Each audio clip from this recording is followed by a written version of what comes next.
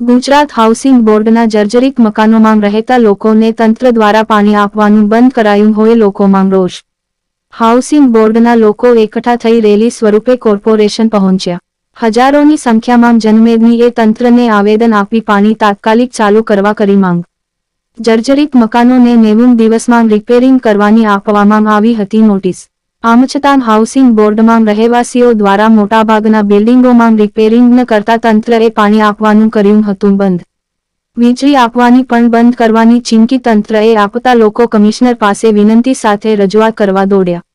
મનપા અધિકારીએ હાલ મુદ્દે લોકોને સમજાવટ કરી પાણી બપોર સુધીમાં આપવાની અને વીજળી પણ બંધ નહીં કરવાની આપી બાંહેધરી. નોંધનીય છે કે ગુજરાત હાઉસિંગ બોર્ડમાં રહેતા ગરીબ પરિવારો પાસે પૈસા હોય તો નવું મકાન લઈ લે. આ જર્જરિત ઇમારતોમાં શું કામ જીવના જોખમે રહેવા મજબૂર થાય. ગરીબ લોકોની જીવન જરૂરિયાતની પાણી અને વીજ સુવિધા બંધ કરી તંત્ર લોકોના ઘર ખાલી કરાવવા માંગે છે. ગુજરાતમાં મોટાભાગના જિલ્લાઓમાં હાઉસિંગ બોર્ડની સ્થિતિ આવી જર્જરિત હોય સરકારે રિનોવેશન કરાવી લાખો લોકોના જીવ પર જોખમ થતું અટકાવવું જોઈએ નહીં કે આ રીતે હેરાન પરેશાન કરીને. મારું નામ અમિતાબેન ખલીફા. અમે હાઉસિંગ બોર્ડના રહીક સહી અને અમારે અહીંયા રિનોવેશનનું બાનું કરીને કાલથી અમારું પાણી બંધ કરી દીધું છે અને અમુક 50% રિનોવેશન થઈ ગયેલું છે. 50% રિનોવેશન કરવાનું ચાલુ કર્યું છે અત્યારે અને નગરપાલિકાવાળા આવી અને અમારું પાણી બંધ કરી દીધું અને અમારો એરિયો છે એ સ્લમ એરિયો છે એટલે મધ્યમ વર્ગના બધા માણસો રહે છે જેની પાસે જેવી રીતે પૈસાની સગવડતા થાય એવી રીતે એ લોકો પાણીનું બધું રિનોવેશનનું કરે છે. એટલે મહેરબાની કરીને અમારી પાણી ચાલુ કરી દે અને લાઇટ ચાલુ કાપવા આવે નહીં. એટલા માટે કરીને અમે આજે કમિશનરને આવેદનપત્ર આપ્યું છે અને જો હવે આગળ જો કાંઈ પણ આની આમાં કમિશનર કાંઈ જાતું કરતું નહીં કરે તો અમે આ ગાંધી ચિંધ્યાના માર્ગે અમે આંદોલન કરશું. મારું નામ ટાંક ભાર્ગવ છે. જૂનાગઢમાં જાગૃત નાગરિક તરીકે હું કામ કરું છું.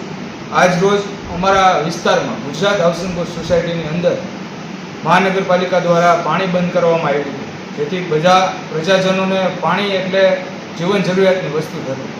એ લોકોએ અગાઉ અમને નોટિસ આપી હતી કે તમારું બાંધકામ નબળું છે, તમે બધા રિનોવેશન કરાવી લો.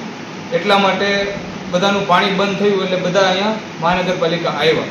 એટલે બધાએ અમે શાંતિપ્રિય રીતે ગાંધીજી ઇન્ડિયા માર્ગે આવેદનપત્ર અમે આપ્યું છે. સાહેબે એવું કીધું છે કે તમારું પાણી બપોર પછી ચાલુ થઈ જશે. શું મુશ્કેલી પડે? મુશ્કેલીમાં તો એવું છે કે ઘણાને ચક્કર આવવા માંડ્યા છે, ઘણા નાયા વગરના આવ્યા છે ઘરેથી, બાળકો રહેતા નથી અને ટૂંક સમય પછી હજી એ લોકો વીજ કનેક્શન કાપવાની વાત કરતા હતા. પણ આજની જે રજૂઆત કરવામાં આવી છે એ પરથી સાહેબે કીધું છે કે બપોર પછી પાણી ચાલુ થઈ જશે, તમારું વીજ કનેક્શન નહીં કપાય. જે એવા મકાનો છે કે જેમાં કોઈ રહેતું નથી અને જે ખરેખર જર્જરિત હાલતમાં છે એ મકાનો ઉપર જ કાર્યવાહી કરવામાં આવશે. બંધ કરવાનું મુખ્ય કારણ એ છે કે મકાનો અત્યંત જર્જરિત હતા. એમાં અમુક મકાનો જે હતા કે જેના છજા આવે છે એ નબળી હાલતમાં હતા અને ક્યાંય પ્લાસ્ટર નહોતું, અમુક બેલા નીકળી ગયા હતા.